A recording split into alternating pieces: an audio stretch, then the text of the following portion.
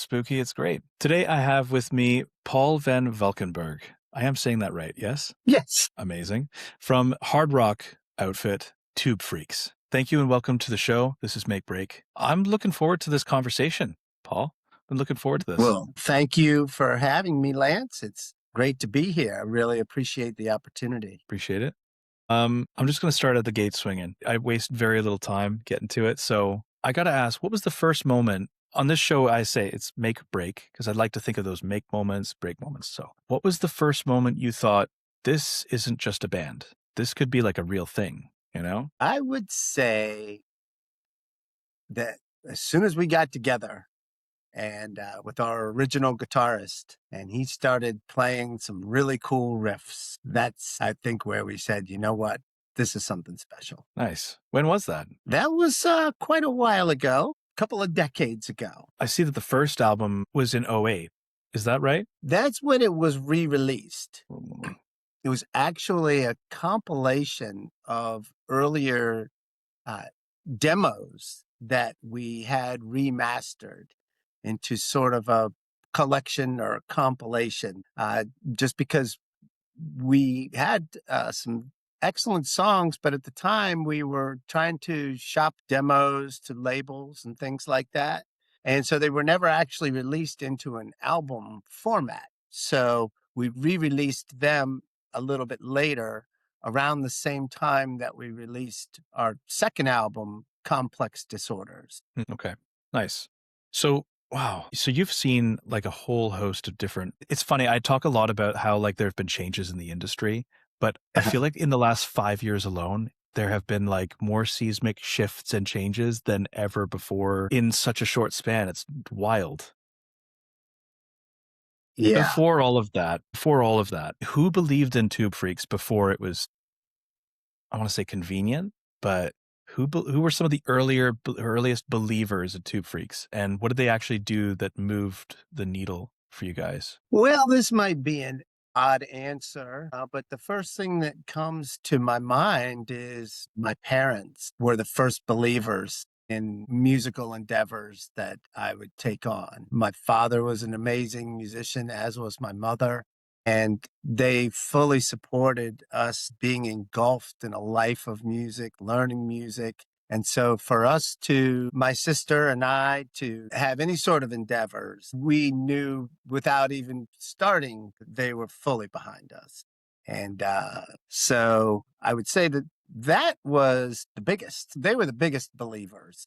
That's huge. I mean, it's not, you may think that that's surprising. You started off by saying like, this might surprise, but actually, or it might be unusual, but it's interesting that how often I have heard that level of support, and from acts that you would never normally have considered to be. Like, I know of punk bands where it's like, yeah, my parents are lawyers and like helped us with all of the paperwork. And I'm like, sorry? Or, motorcycle Zen poet. And yeah, my folks helped out with this. And I'm like, huh?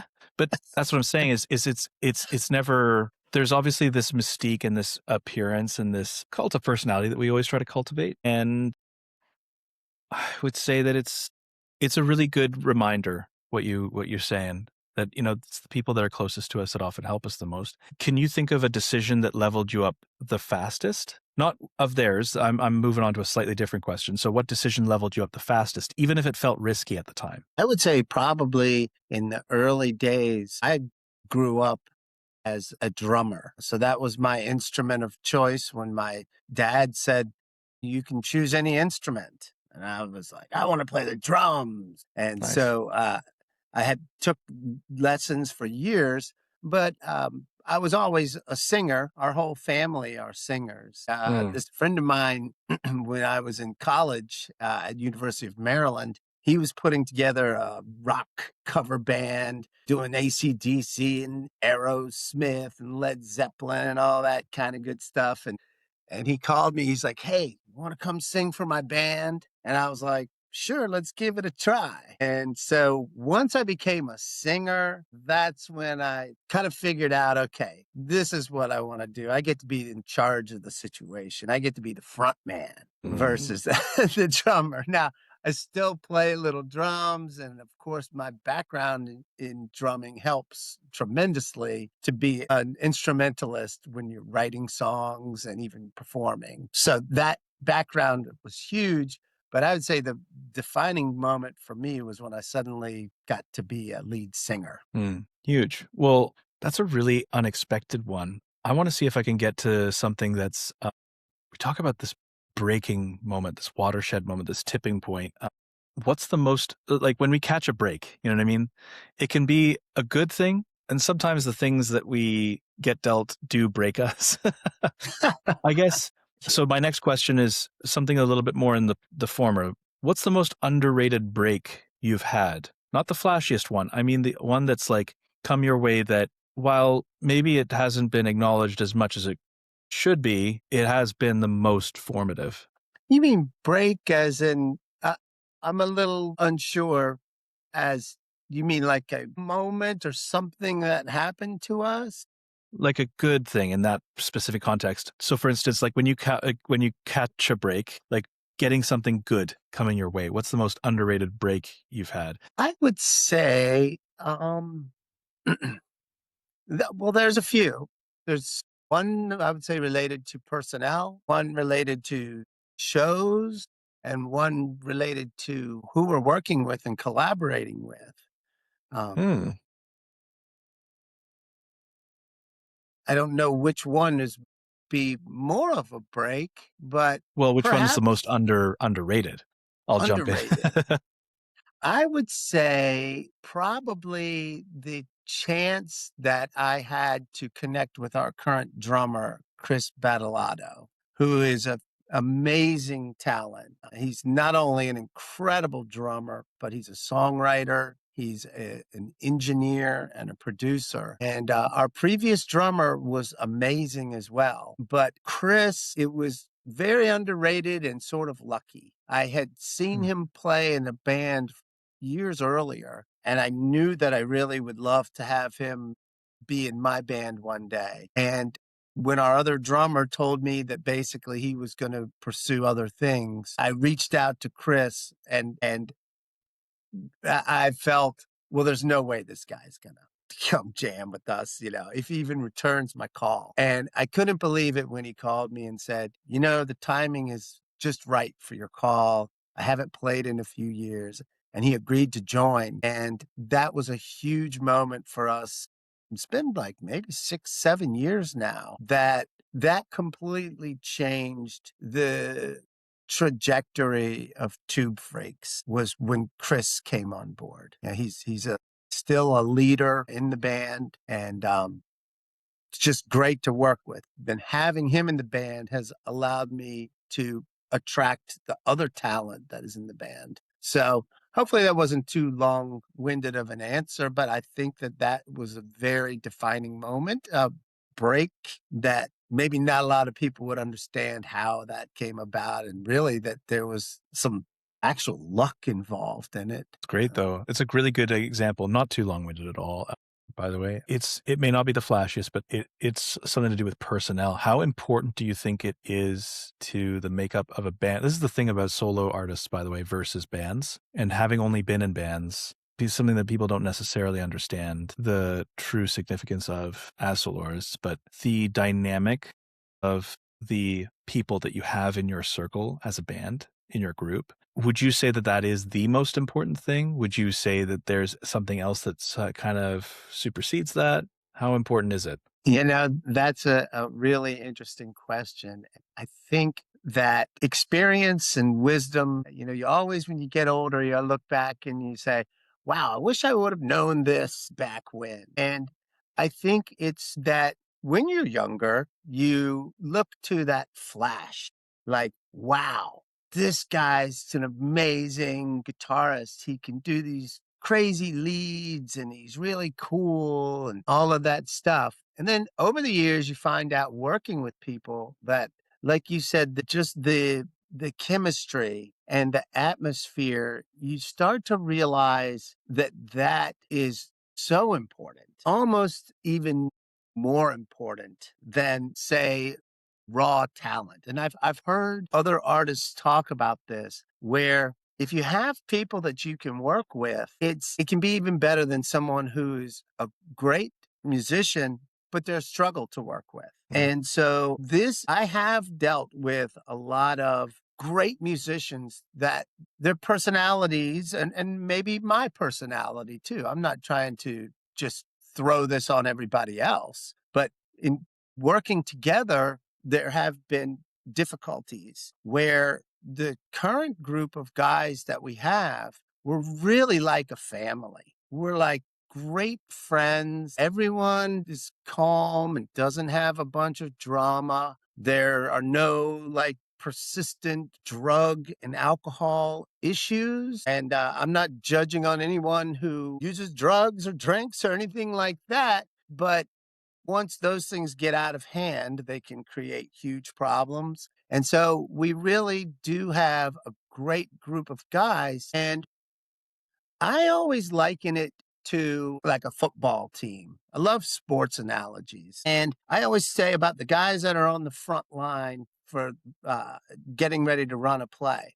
Well, if I'm worried that the guy that's next to me doesn't know the plays or is going to mess up, that's going to get into my head. Where if I'm completely confident of the guys around me and that I know that they're going to do great with what they do, that allows me to concentrate on me. And I just feel that we're able to do that with the current set of guys, probably the best group of guys that I've ever had in terms of just being able to have that chemistry together. I mean, that's a beautiful thing to have in place, knowing that you have something set for yourself that you can actually like trust. Just being able to trust people. It's shocking to see the amount of situationships that have been unfolding for so many different artists where they have to endure these really nasty conflicts. Everyone's been in those situations, myself included. Like you have these moments where these situations that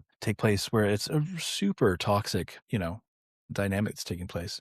It's so toxic and in addition, it's costly in terms of time. Momentum is Good point. difficult to keep and difficult to get, and it's easy to lose. And if something happens in your group becomes where you're unable to perform or do things, and then you have to kind of start back over again, it just takes a lot of time. And so, yes, it is so important to that if you can not have those types of things happen because they'll bring you down. Like you said, it's toxic. That's actually a great thing that I want to talk about. Momentum is such a hard thing to get going. You like sports analogies? I like winter analogies. We're having winter here. I'm a Canadian. It's a thing. What I will say is like momentum is very much like when you're stuck in the snow, you have to be, some people try to like put the gas halfway. And I'm like, no, you punch the floor and you don't stop until you're properly out of that little ice shelf that you've got yourself stuck in. But it's also like so easily lost. And so I guess what that tortured metaphor is getting me to go into is tell me about a time that momentum died for you guys overnight.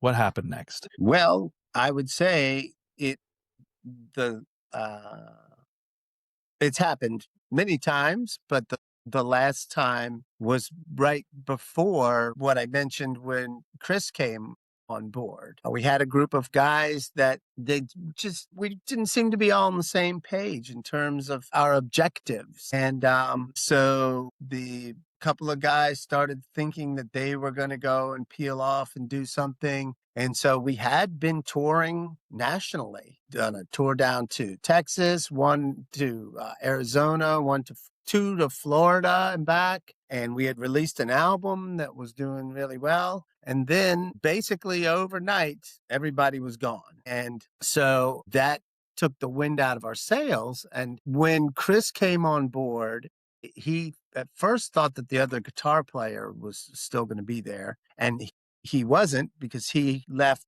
with the group of guys who left. And so we had to then kind of hurry and bring someone on that did the album Unhinged with us. And that was during the time of COVID also, which was really weird. I don't know if Mhm. I'm allowed to say this, but we kind of violated the COVID rules when you weren't supposed to get together with people.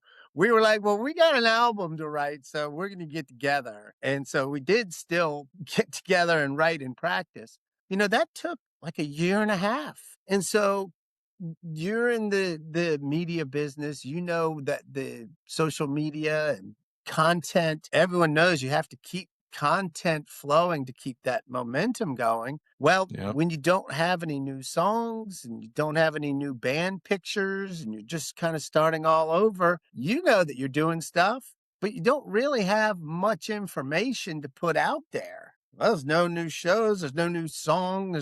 And so when you go dormant, that's where the momentum all just kind of goes, woo, and it's gone. And so that time period was rough for us until we were able to come back out with Unhinged. And the lesson, so it's funny, and I don't mean to be taking up too much time with this answer, but we recognized that when we came back out, we said, you know what? That long period set our momentum back so far that what we have to do now is not take a year before we start to write new stuff, even though we had just released that album, because we said, okay, we have to be prepared now to keep the content, keep new songs going. And so that was a big thing for us we experienced it, but we also realized it and knew very well that we had lost that momentum, tried to course correct when we're still in that process of saying,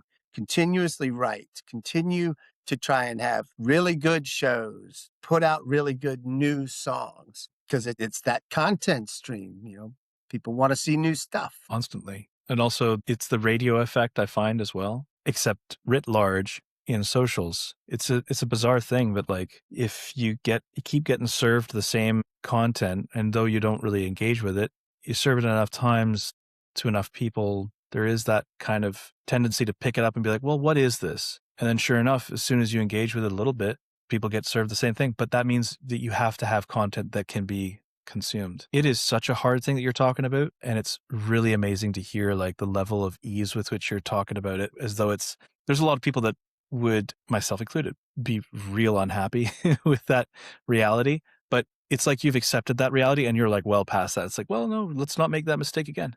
Wow. Yeah, That's I mean, it hurt when you're as passionate as I am and, believing that, we have something and that something to offer. And so, yeah, that was well, definitely it was a wild period. A lot of bands went through that though with COVID. That was pretty crazy, the way that society was kind of shut down and bands didn't even get to play shows. So, while we felt sorry for ourselves, only to a point, because not really. We're like, well, we're not going to feel sorry for ourselves. Look at some of these bands out there that earn their living and, mhm. pay their bills like by touring, and they got shut Yeah. down.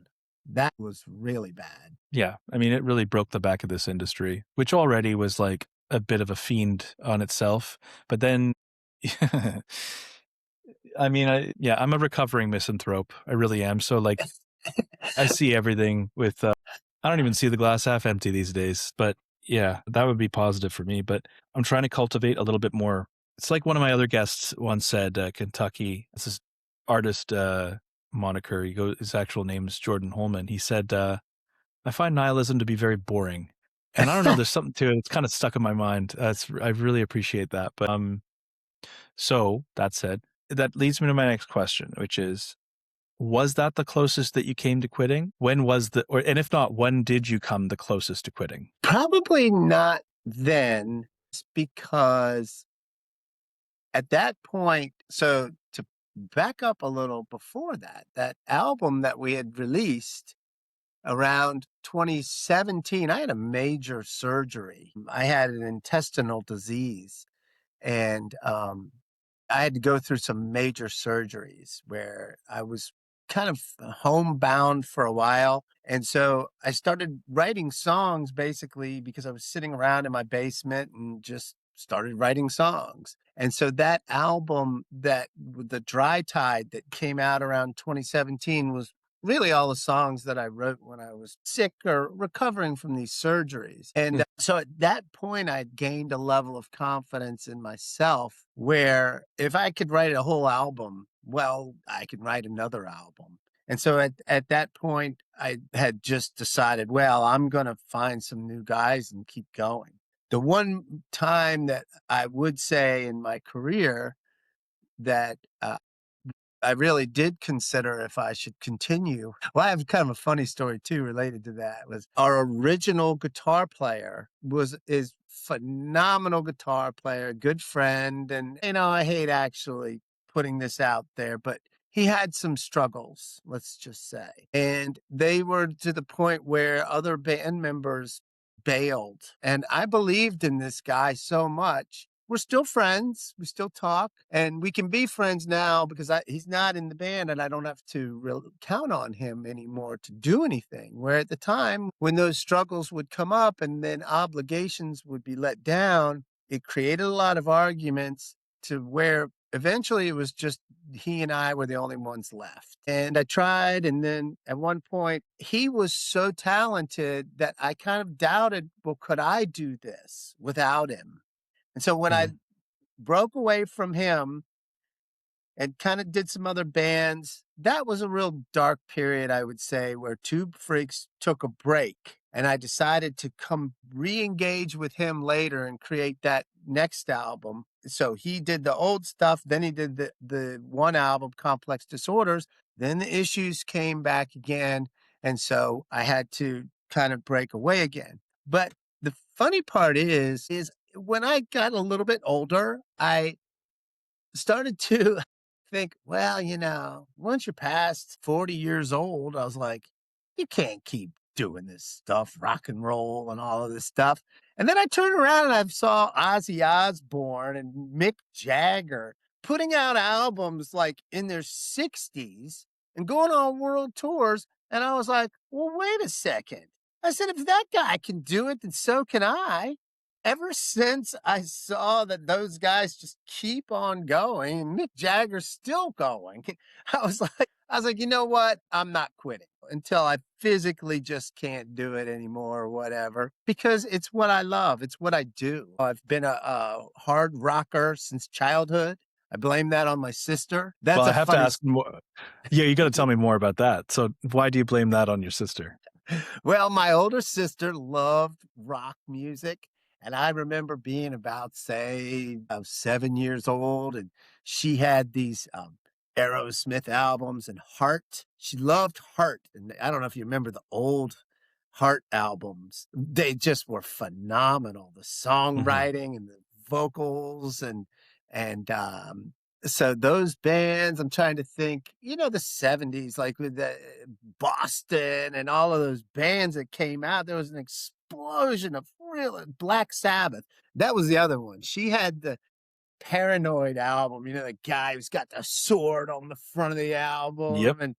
And when I got a hold of that Paranoid album, and I was about, I think, 10 years old, and I heard that for the first time, and then I heard Rush 2112, and I was like, man, I was like, this is blowing my world, my mind. And it's been that way my entire life, all the way through those 70s bands and Metallica, then the grunge bands and Alice in Chains, Soundgarden, Rage Against the Machine, on even to the modern day. There's so many cool bands. And so for me, it's funny. It's been a lifetime of hard rock, and I love it. And so at this point, I'm too old to quit.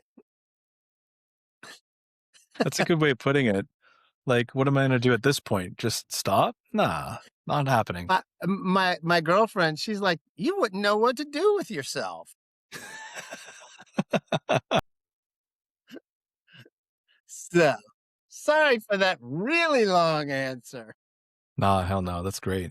No, this is good. I actually, it's the love of it that really pervades no matter what. And it's also like, it's just such a lifetime of appreciation. You mentioned so many different like eras of rock in all of its different permutations. You mentioned more contemporary bands. I gotta ask, like, lingering on the theme of like the break moments for a second more, what mistakes do you still see bands making that you made too? And I guess put a different way, like, well, like, what's the most expensive lesson you've learned in music? I would say maybe trying to be too controlling. A lot of people, I think, that are leaders, and I'm the leader of the band, will consider themselves, hey, no one else is going to do it. I have to do it. And, if you read about this, business guys, the most successful ones are the ones that can delegate well. And so it could be internally delegating and even externally. So right now we're collaborating with Clint Lowery from the band Sevendust. Right. And the new album that's coming out, the first single comes out here pretty soon. These songs are amazing. And while every album has evolved in its own way, this set of songs is definitely evolving again, but we think that by far this material is the best we've ever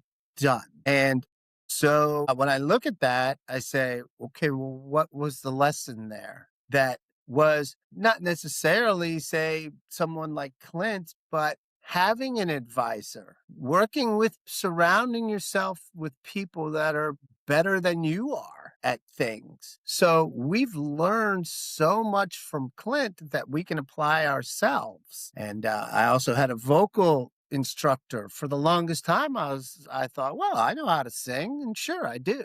But finally I said, I'm going to go to a coach. And she taught me so many things, and that has actually improved my singing a lot. And so that's another example of where maybe you're delegating, and maybe delegating is not the right word, for not being afraid to involve other people, to have coaches. Even Tom Brady, that's the sports analogy thing again. Tom Brady had a quarterback's coach, right? So you say, well, why does Tom Brady need a quarterback's coach? He's the best quarterback in the world. Well, because your footwork's getting a little bit sloppy. I see you wrapping your finger the wrong way around the ball. Whatever it might be, if Tom Brady has a quarterback's coach, then, I can have a rock and roll coach. And I think not doing that earlier in our career, perhaps, it's not that it held me back, but I guess you could say it holds you back if you're not advancing. It's the same thing, right? Right. That would be a piece of advice that I would give to others and myself earlier, would be to see if you can surround yourself with some coaches, advisors that maybe know more than you do about things.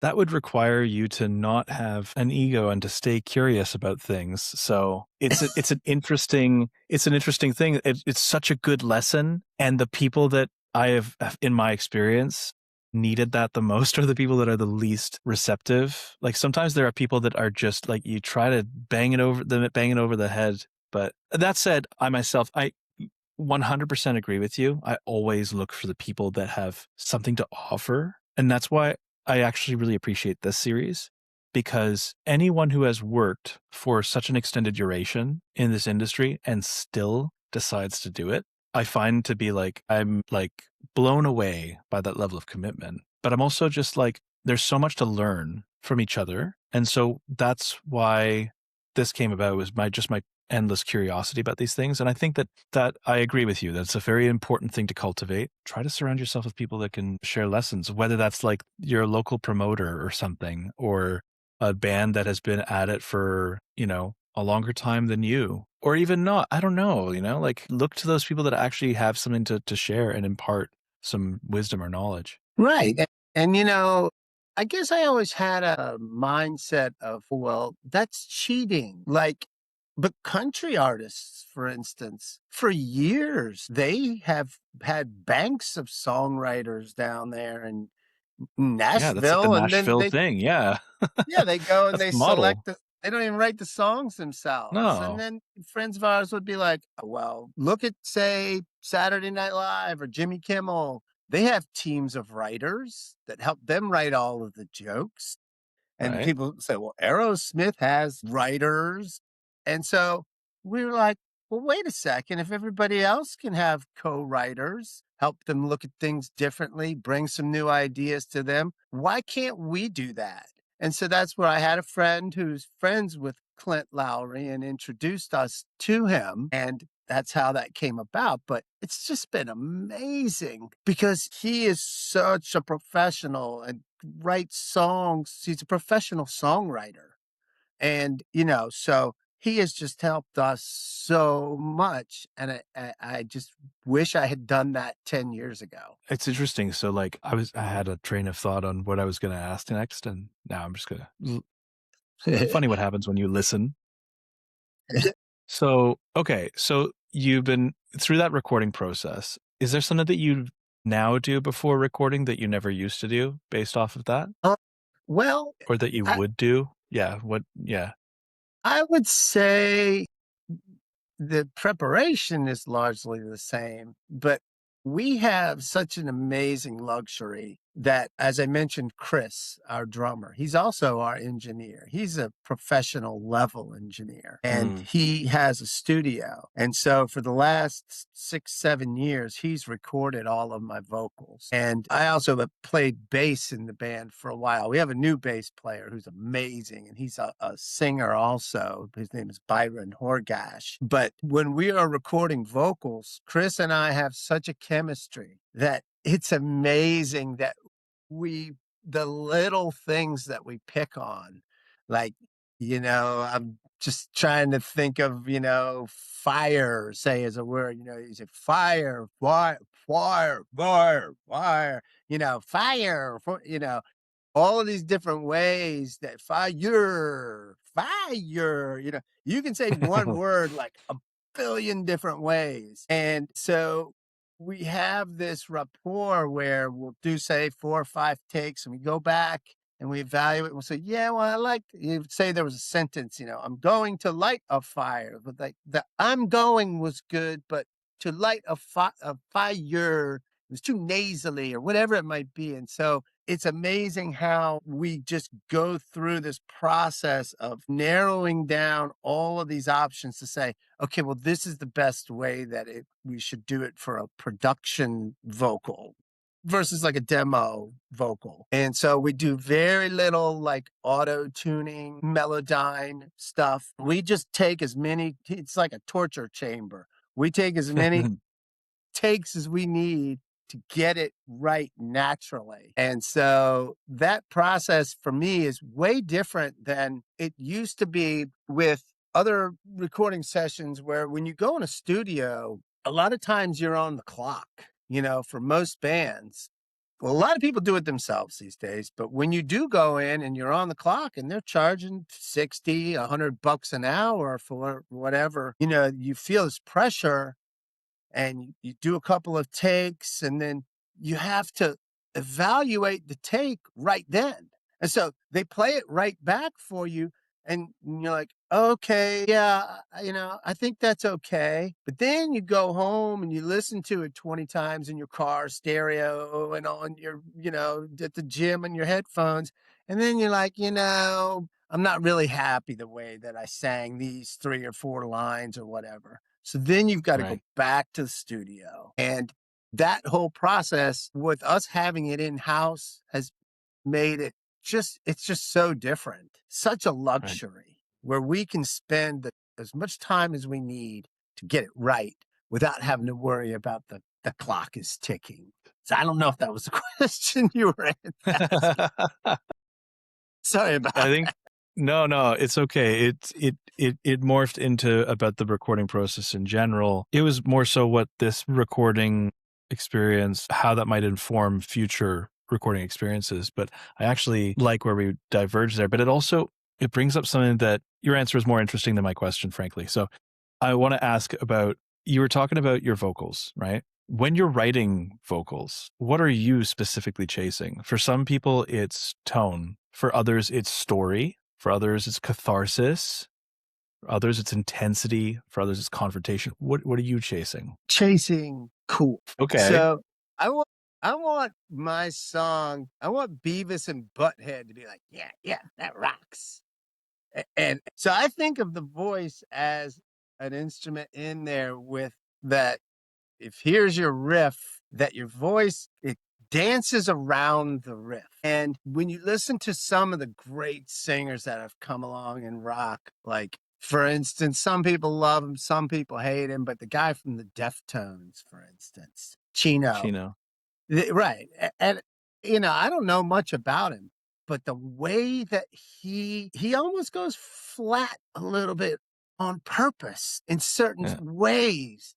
I And know you what would you think, mean. that's the worst thing you can do is sing a note flat. But for some reason, he turns it into gold. And when you hear that, you're like, man, you're like, that is different. That is cool. And so, I always I'll take a riff and literally put it in my car. And just the first thing I'll do is just sing what comes natural. And sometimes that sticks because if that's what you hear right away, then that might be a good thing. But then I always want to go check that. So I say, okay, so I have this version, and I usually have my cell phone and record little versions of it so I don't forget them if I hit something that I like. But then I might say, okay, here's a riff. How am I gonna attack this? Can I go up? Can I go down? Do I go flat and down and up? Like, am I gonna go da na na da na na na? Or am I gonna go Mm, da na na na na na na down and then up? Or just flat da na na na na na na? Okay, so I can do any of those, or I can leave some space in there. Da but da da right. na na na na. Or Mm, I can hold it out long. I can go, or I can make a chop here and go. So that's kind of where that drumming thing comes in, the timing and the rhythmic. percussion, the cadence. And so that's what I listen for is the cadence cool? Are the phonics cool with the word? Like sometimes somebody might have a word that they want to put in a lyric, like say muffin, I'll be like, well, and I ate the muffin. And I say, well, muffin is kind of a hard word to sing. And it just doesn't, it's like a tongue twister. It doesn't roll off. So how about I ate the bread? Okay, well, bread sounds cooler than muffin. And so the phonic of the word, and people get after me, especially our drummer. He's like, well, what is the meaning of it? And again, here I go, long-winded answer. I'm sorry. But All right. there's a lot of singers over time that have abstract lyrics. The famous one was John Anderson from Yes, where he would put words together where he wanted the word to fit with the music, the phonic, the way that the word sounds. And the meaning of it would often be vague to where the listener attaches their own meaning to it. Then there's other bands like, say, the Bare Naked Ladies, oh, and then I slept in the bedroom and I punched a hole in the wall. And there's storytellers. Hmm. So those guys will tell a more literal story versus an abstract. They both can work. I've always tended to be more of the abstract style just because I love that fitting in of the phonic. And so back to how I approach it, it's almost always with a cadence and a phonic and a melody line first. Then I go put the actual words. Mm, So you'll play the riff, and I'll be in my car going, like that, where you'll be like, well, what are you hmm. saying? I'm not saying anything. I'm just blurting out sounds that I feel are gonna sit on top of that dancing around the riff. So It's so interesting to hear you put into words what I've kind of danced around, both literally and figuratively, over the years. I've taken both approaches where you start with the soundscapes where I'm not even using words at that point. It's so interesting to hear you say that and confirm that for me. And equally, the I've also done the exact opposite, where I have a very clear like song or whatever I have written out already, and I am going to shoehorn whatever I've got written into it, into this soundscape, whether that's successful or not.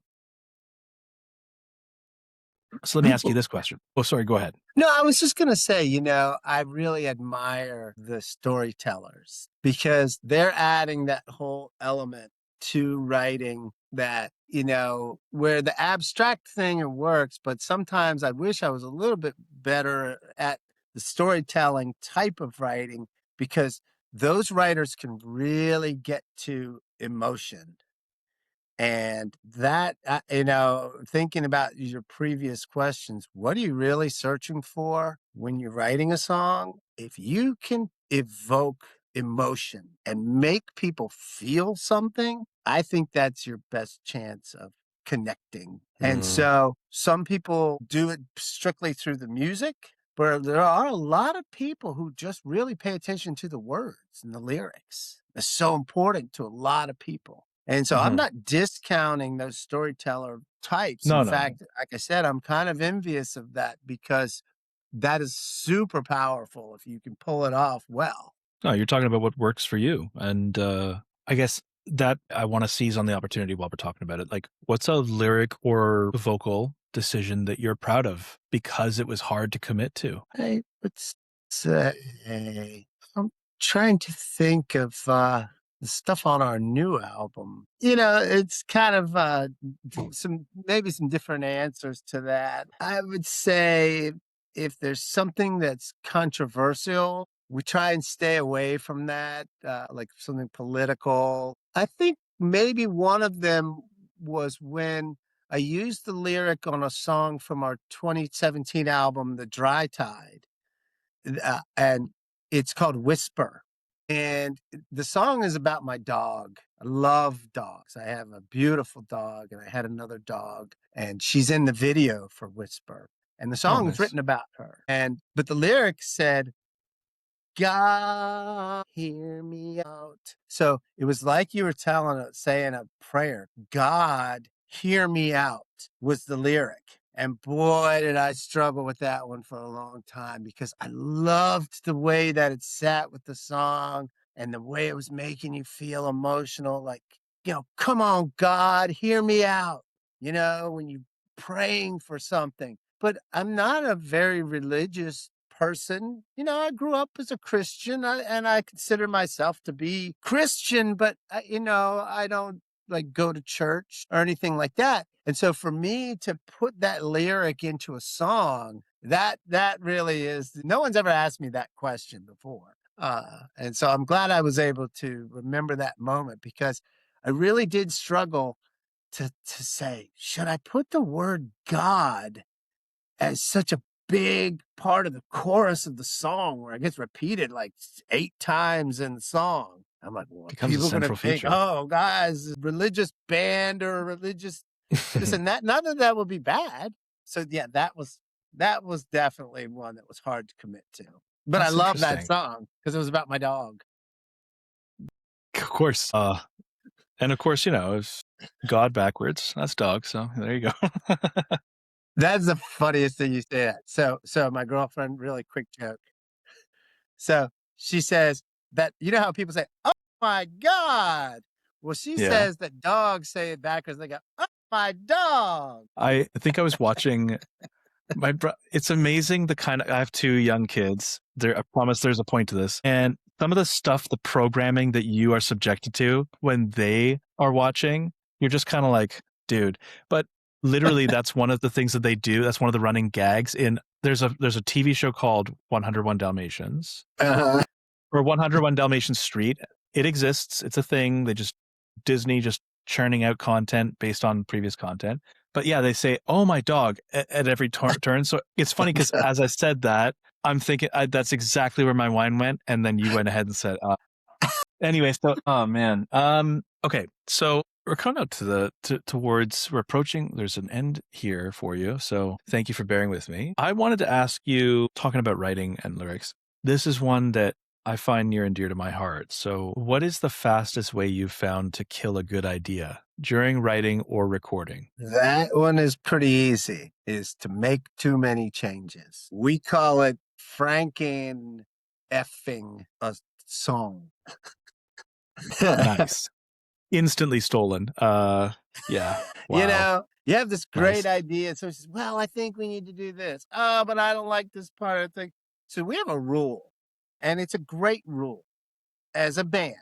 Now, this doesn't go for everything, but it goes for songwriting that Mhm. everybody has to like all of the song and the song itself.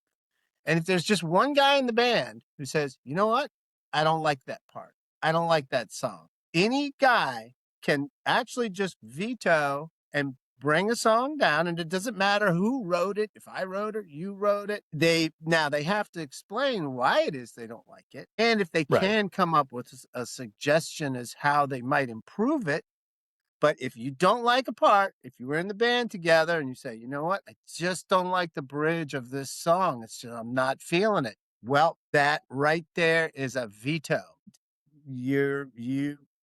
Everyone has that right. And so we have found we're dealing with this right now with the last song that's supposed to be on this album, where there was so much of this. Usually it's everybody will have a consensus and say, yeah, that one part's the weak part.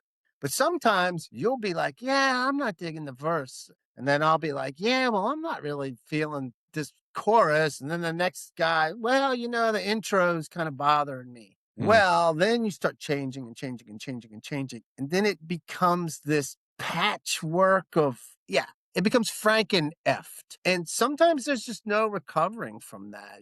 It just ruins it. So that would be my long-winded answer when I said it was an easy, short answer. No, it actually makes sense. It's not, trust me, that's not long-winded for this podcast. I think I'm one of the most long-winded dudes I talk to on the regular here. Does he say he talks to himself? Yes, I do, listener. Okay, so then I got to get another question in. So what would have to happen for you to say we're done? And what would have to happen for you to say we're all in? Like, this is talking about the band in terms of like scene, community, and staying power. Put differently, because I think that's a ham-fisted way of putting that. So I'll rephrase. What does success mean for Tube Freaks now compared to the early days? I feel that six is making a difference to somebody somehow.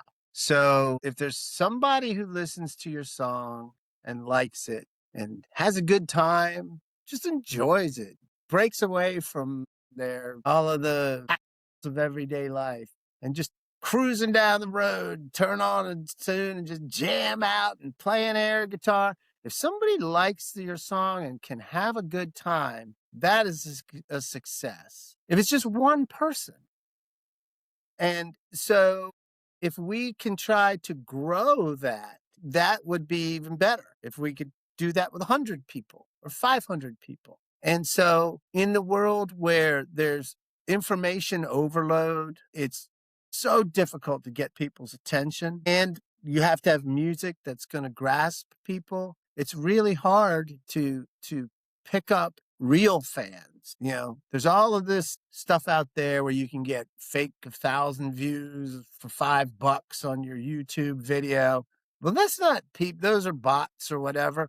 Those aren't people who like your band, and so that's, other than the show of your video has these views, it's completely worthless. If you don't have, no, you could say, well, don't you just write the music for yourself? And yeah, we do, but we would like to help other people have a good time in life and enjoy music, because music should be enjoyed. And so that is our goal. And so to do that, of course, you want to try to get more exposure through bigger shows, better distribution and promotion, and working with V13 press, PR, and back to what we talked about before about working with experts. That's why we work with you and with Chris and your team. So you guys are great at this stuff. And so all of those things are tools for us to do. Ultimately, what we would like to do would be to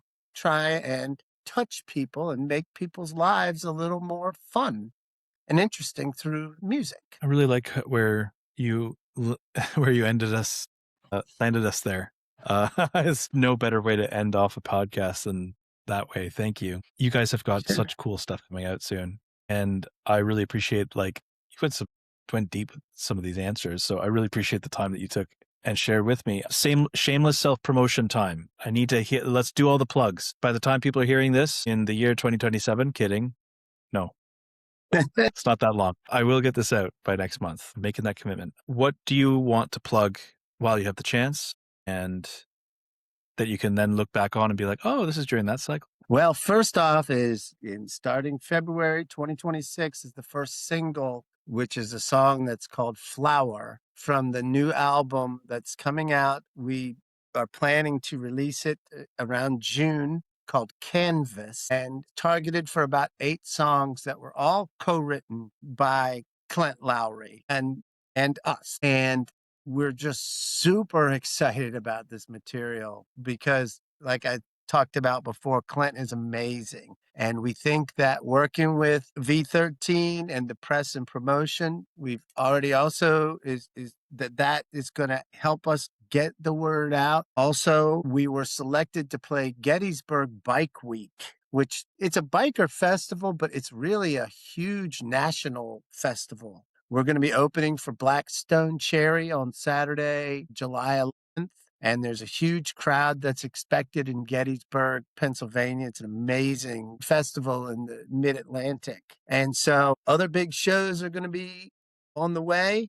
And the release of this album and videos, we're going to have a lot going on. And of course, our social media pages, Facebook, Instagram, TikTok. TubeFreeks is spelled as one word, and there are 2 E's in the word freaks. So if you spell it with FREAKS incorrectly, you may not find us as easily on the web. Right. Take that under full advisement, anyone listening. Domains are a funny thing, aren't they? You want to hear a really quick funny joke? Yes, always. Okay. So for the longest time, back when the internet first started, we knew that it was a mistake to have the 2 E's in freaks. And it's like, we're committed to it because everybody spells it with an A. And so I said, well, I'm going to be smart. I'm going to go buy tubefreaks.com with an A. And then if people type it in, I'm going to redirect. No. Well, so I did. And Yeah. then that period came up I was telling you about when we had a little soft issues. And I was like, I'm not going to keep paying for this domain. So then I come back years later and I'm like, I'm going to go buy that domain again. Nope.